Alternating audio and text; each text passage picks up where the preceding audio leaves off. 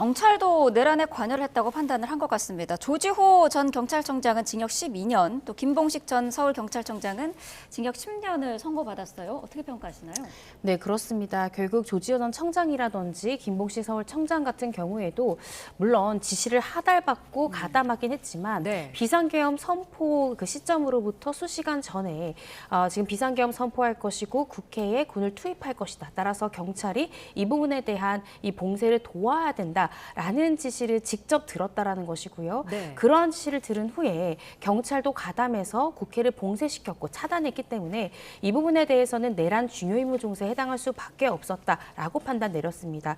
심지어 지금 조지호 전 청장 같은 경우에는 경찰의 총책임자임에도 불구하고 위헌 위법한 포고령 내용에 대한 위헌성 이 부분에 대해서도 제대로 판단조차 하지 않았다라는 점을 지적하기도 했는데요. 네. 또 경찰이 군의 출입을 도와주기도 했고 선관위의 경찰 투입까지 지시하기까지 했기 때문에 이런 부분들을 종합해서 고려하자면 결국 내란 중요 임무 종사 혐의에 해당한다라는 것이고 이 부분에 대해서는 중형 선고가 불가피하다라는 취지로 중형을 선고한 것이 아닌가 싶습니다. 심지어 조지훈 전 청장 같은 경우에는 세세한 지시까지는 안 했고 또 혈액암을 앓고 있는 등의 유리한 정상까지 참작했지만 상당한 중형이 선고된 것이고요. 네. 또 김봉식 전 서울청장 같은 경우에도 초범이고 공직자로 상당 기간 동안 봉직했음에도 불구하고 직접적으로 경찰을 이 국회에 투입했다라는 등의 실질적인 실행행위에 가담을 했기 때문에 이 부분에 대해서는 모든 혐의가 인정됐다 이렇게 평가해 볼 수 있을 것 같습니다.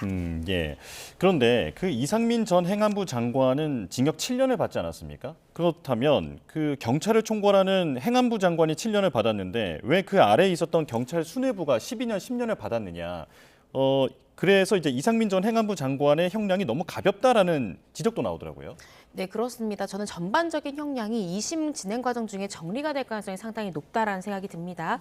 네. 1심의 형량이 이렇게 달랐던 것은 사실은 내란이라는 같은 사건을 심리함에도 불구하고 재판부가 쪼개져서 각각 다른 판사가 판단을 했고 그 양형 기준의 설정 자체가 판사별로 굉장히 상이했기 때문인데요.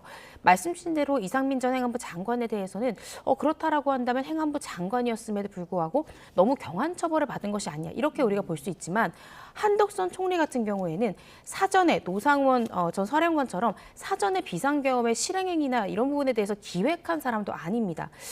그럼에도 불구하고 노상원 전 사령관보다 훨씬 더 중한 23년형을 선고를 받았거든요. 근데 2심에 가게 되면 내란 전담 재판부에서 공통적으로 이 사건을 다룰 것이고 네. 그렇다라고 한다면 언제부터 비상계엄 실행에 대해서 알았는가 그리고 기획 단계부터 사전 공모 단계부터 함께 했는가 아니면 비상계엄 선포일부터 이 부분을 알고 수동적으로 그 지시에 따랐거나 혹은 방조한 책임이 더 큰 것인가 이것에 따라서 국민들이 납득할 수 있도록 형량차를 두고 형량이 좀 조정될 가능성이 상당히 높다는 생각이 듭니다. 네. 네.